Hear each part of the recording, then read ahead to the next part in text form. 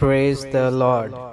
आप सबको प्रभु यीशु मसीह के पवित्र एवं मीठे नाम में मैं आज आपका स्वागत करता हूं अपने इस चैनल लव ऑफ गॉड में।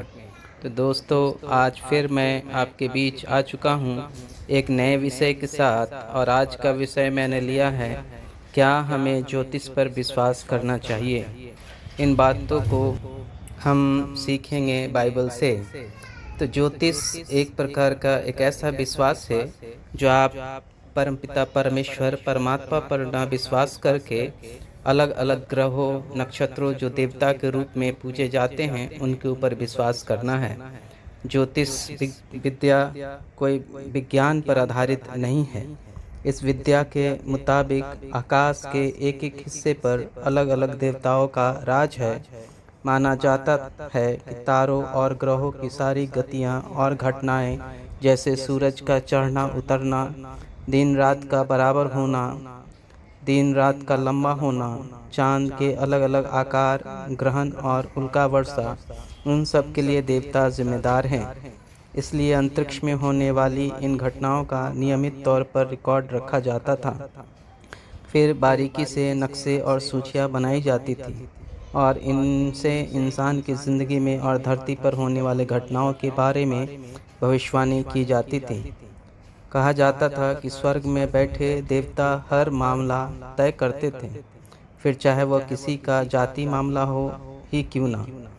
इस वजह से राजनीति और फौजी कार्रवाई में ज्योतिषियों से सकून विचार बिना और उनसे सलाह मशवरा किए बिना कोई फैसला नहीं लिया जाता था। और आज भी हम देखते हैं कि भारत में विशेषकर और विश्व के अलग अलग देशों में भी ज्योतिष विद्या को बहुत अहम पदवी दी जाती है। उनके मानने वाले लोग बहुत सारे हैं। वो लोग परमात्मा को छोड़कर अलग अलग देवी देवताएं जो बने हैं, जैसे शनि ग्रह को शनि देवता, मंगल ग्रह को मंगल देवता, इस तरह पर विश्वास करते हैं और उनके अनुसार उनकी पूजा आराधना करते हैं। सच्चे परमेश्वर को छोड़कर उनके पीछे उनको ऐसा विश्वास है ये ग्रह नक्षत्र उनके जीवन पर प्रभाव डालते हैं। तो सोचने और समझने का प्रयास करेंगे, क्या हमारे जीवन पे किसका आधिपत्य है, किसका कंट्रोल है। क्या ग्रह नक्षत्रों का कंट्रोल है या परमपिता परमेश्वर उस परमात्मा अनादि का कंट्रोल है। तो आइए बाइबल से सीखते हैं। तो हम चलते हैं बाइबल के पदों में। पहला पद मैंने लिया है मत्ती रचित सुसमाचार 24 अध्याय का 24 पद। यहाँ पर इस प्रकार से लिखा है, क्योंकि झूठे मसीह और झूठे भविष्यवक्ता उठ खड़े होंगे और बड़े चिन्ह और अद्भुत काम दिखाएंगे कि यदि हो सके तो चुने हुओं को भी भरमा दे। यहाँ साफ साफ लिखा है कि बहुत सारे झूठे भविष्यवक्ता खड़े हो जाएंगे जो बहुत अद्भुत अद्भुत कामों को दिखाएंगे। हो सकता है कि आपके जीवन की बहुत सारी बातों को बता दें और आप सच्चे परमेश्वर को छोड़ उनकी पूजा उनकी आराधना का भक्ति करने लग जाएं। बाइबल बहुत स्पष्ट है कि उनकी पूजा आराधना नहीं करनी चाहिए। आइए दूसरे वचन की ओर चलते हैं और उसको मैंने लिया है पहला कुरिन्थी की पुस्तक 8 अध्याय का 6 पद।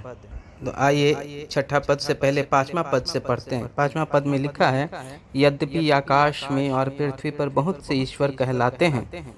6 में लिखा है, तो भी हमारे निकट तो एक ही परमेश्वर है, अर्थात पिता, जिसकी ओर से सब वस्तुएं हैं और हम उसी के लिए हैं, और एक ही प्रभु है अर्थात यीशु मसीह, जिसके द्वारा सब वस्तुएं हुई और हम उसी के द्वारा हैं।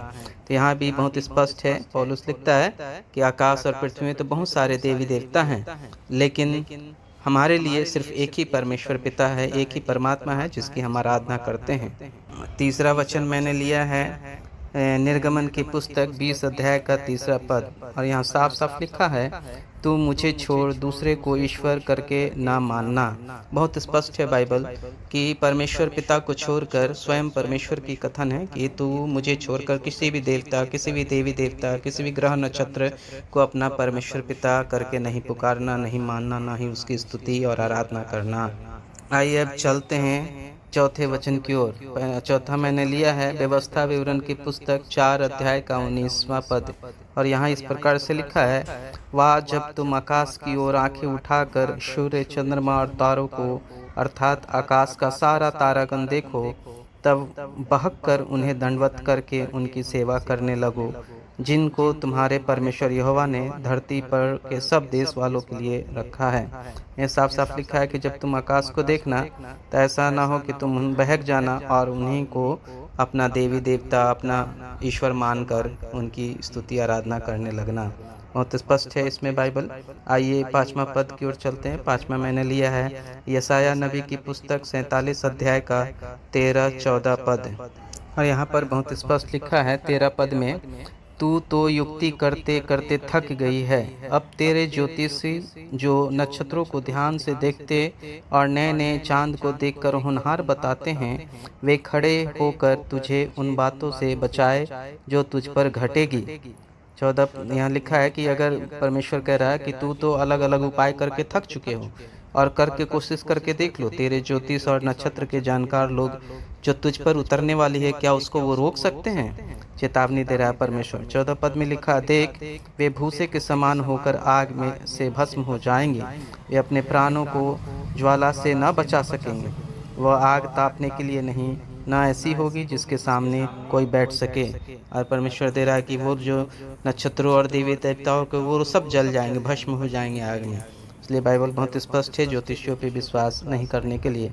आइए आगे और वचनों को देखते हैं। इसके लिए मैंने लिया है लैब व्यवस्था 19 अध्याय का 31वां पद, और यहाँ पर स्पष्ट लिखा है, ओझाओं और भूत साधने वालों की ओर न फिरना और ऐसे को खोज करके उनके कारण अशुद्ध न हो जाना, मैं तुम्हारा परमेश्वर यहोवा हूँ। स्वयं परमेश्वर कह रहा है कि ऐसे लोगों के चक्कर में ना पड़ जाना जो ओझा भूत और ज्योतिष और नक्षत्र करते हैं, नहीं तो क्योंकि मैं तेरा परमेश्वर हूँ। ऐसे जो लोगों के बीच जाने से तुम अशुद्ध हो जाओगे, इनसे बच कर रहने के लिए परमेश्वर यहाँ पर चेतावनी दे रहा है। आखिरी पद की ओर चलते हैं, और उसे मैंने लिया दानियल की पुस्तक 2 अध्याय का 27 पद। यहाँ पर इस प्रकार से लिखा है कि दानियल ने राजा का उत्तर दिया, और जो भेद राजा पूछता है वह न तो पंडित, न तंत्री, न ज्योतिष, न दूसरे भावी बताने वाले राजा को बता सकते हैं। यहाँ साफ साफ है कि दानियल राजा एक स्वप्न देखता है, उस स्वप्न को देखने के लिए अपने सभी ज्योतिषियों को, भविष्यवाणियों को बुलाता है, और वो लोग में से कोई उसका भविष्य, वो उस स्वप्न का उत्तर नहीं दे पाते हैं। तो आइए एक आखिरी पद दानियल के पुस्तक से ही 4 अध्याय का 7वां पद पढ़ते हैं और समझते हैं। यहाँ लिखा है, तब ज्योतिष, तंत्री, कसदी और होनहार बताने वाले भीतर आए, और मैंने उनको अपना स्वप्न बताया, परंतु वे उसका फल ना बता सके। तो बहुत स्पष्ट है, राजा ने सभी ज्योतिषियों को बुलाया, भविष्यवाणी करने वालों को बुलाया, अपना स्वप्न को बताया, लेकिन कोई भी उसका अर्थ को राजा को नहीं बता सका। तो इससे हम क्या सीखते हैं? इससे हम सीखते हैं कि भविष्यवाणी, ज्योतिषी पर हमें विश्वास नहीं करना चाहिए, क्योंकि वो हमारे जीवन की घटनाओं को सही नहीं बता सकते हैं, बल्कि हमें ठगते हैं और हमें परमेश्वर से दूर भी करते हैं। सच्चे परमेश्वर से हम दूर होते हैं। इसलिए प्रियो, आप ऐसा ना करें। बाइबल जैसा बताते वैसा जीवन जिए और परमेश्वर का अनुग्रह और आशीष का कृपा पात्र बने।